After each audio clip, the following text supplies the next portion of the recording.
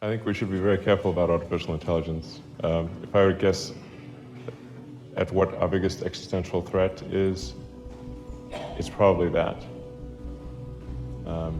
So we need to be very careful with artificial intelligence. I'm increasingly inclined to think that there should be some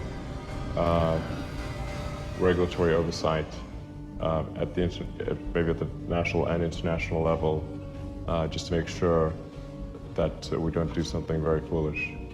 I mean, with artificial intelligence, we are summoning the demon. You know all those stories where there's the guy with the pentagram and the holy water, and he's like, yeah, he's sure he can control the demon. Doesn't work out. HAL 9000 would be easy. It's way more complex than, I mean, it would put HAL 9000 to shame. Yeah, sounds like a puppy dog. Communications is certainly very important. We're going to need terabit level communication between Earth and Mars, which necessarily means that you want to have a tight beam, like a laser communication system or something like that, and relays, sort of satellites that relay it, because sometimes Mars is on the other side of the sun, so you got to bounce the photons around the sun, not through them. So I think communications are definitely going to be important. Also think that on Earth there's a lot of potential for space-based communications. I think that there's a huge amount of room to grow for having satellite communication systems that provide high bandwidth global coverage. And we'll need the same for Mars.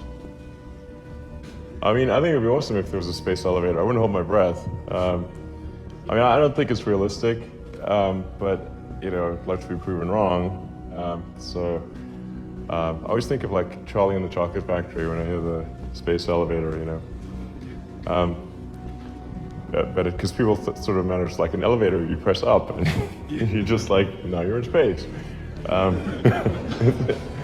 This is extremely complicated. I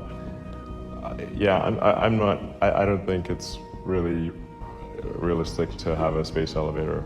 And I mean, let me put it this way, like, at the point at which we have like a bridge from LA to Tokyo, which I think is a much easier problem, then we, how about across the Atlantic, like some sort of 2,000 mile long bridge, 3,000 mile long bridge, something like that would be, made of like carbon nanotubes. Like I don't think we've got a carbon nanotube footbridge so far, let alone some enormous 60,000 mile long space elevator. Anyway, so I think it's not the thing that I think makes sense right now, but hey, if somebody can prove me wrong, and that'd be great. Well, we've been able to soft land boost the rocket booster in the ocean twice so far. Unfortunately, sort of sat there for several seconds, then tipped over and exploded. And unfortunately, it's as tall as a 14-story building. So, when a 14-story building falls over, it's quite a belly flop. So what we need to do is to be able to either land on a floating platform or ideally boost back to the launch site and land back at the launch site. But before we boost back to the launch site and try to land there, we need to show that we can land with precision over and over again. So otherwise something bad could happen. But if it doesn't boost back to where we intended. So for the upcoming launch, I think we've got a chance of landing on a floating landing platform. We actually have a huge platform that's being constructed at a shipyard in Louisiana right now, which is, it's huge-ish. I mean, it's about 300 feet long by 170 feet wide. That looks very tiny from space. And the leg span of the rocket is 60 feet. So, you've got, and this is going to be positioning itself up in the ocean with, with engines that'll keep it, and it will try to keep it in a particular position, but it's tricky. You've got these big rollers and, GPS errors. So, but so it's not anchored because it's like out in the bloody Atlantic. So, that's we're gonna try to land on that on the next flight. And if we land on that, then I think we'll be able to refly that booster. But it's probably maybe not more than a 50% chance or less of landing it on the platform for the first time. But there's a lot of launches that will occur over the next year. So there's at least a dozen launches that will occur over the next 12 months. And I think it's quite likely, probably 80–90% likely, that one of those flights will be able to land and refly. So I think we're quite close. The long-term ambition of SpaceX is to develop technologies necessary to establish a self-sustaining city on Mars or civilization on Mars. And wings and a runway don't really work if you're going somewhere other than Earth. The moon doesn't have an atmosphere, so wings and wheels are, there's no runways and there's no atmosphere. Not a good choice for the moon. And then on Mars, there are also no runways, and the atmosphere is very thin. And so unless you try to land something at supersonic velocity, it's just not a good choice for Mars either. So you really have to get good at propulsive landing if you want to go someplace other than Earth, which is why you have rockets, because obviously aircraft work quite well on Earth. But even for Earth recovery, when you really look at it,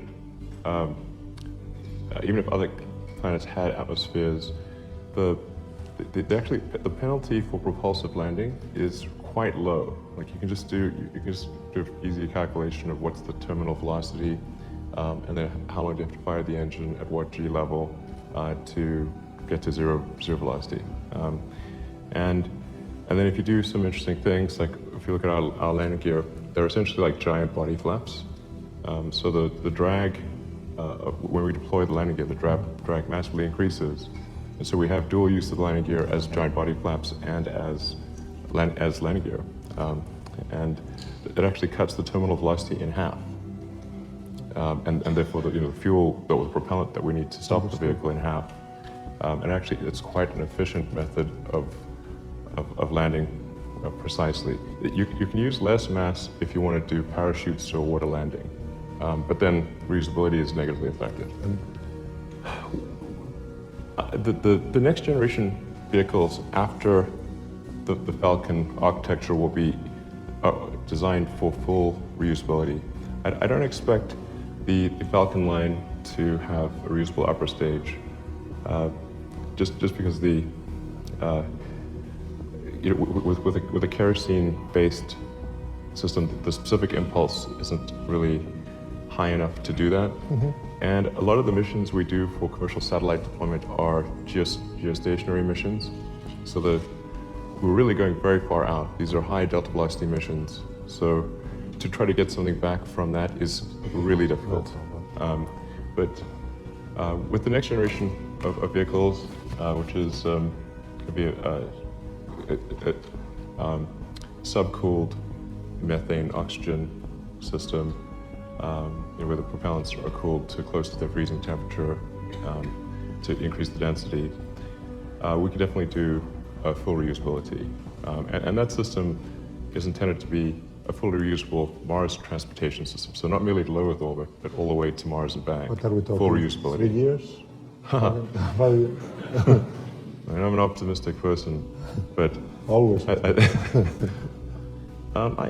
think we could start to see some test flights in the 5 or 6 year time frame. But we're talking about a much bigger vehicle. Much bigger vehicle together. Yeah, maybe. And we're also going to be upgrading to sort of a new generation, a harder engine cycle, which is a full flow staged combustion.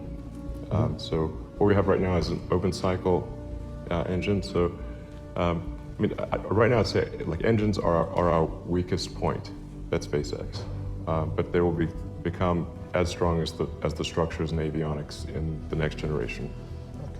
Like right now, our weakest point is engines with respect to specific impulse, but not with respect to thruster weight. We actually have the highest thruster weight of any engine I think maybe ever.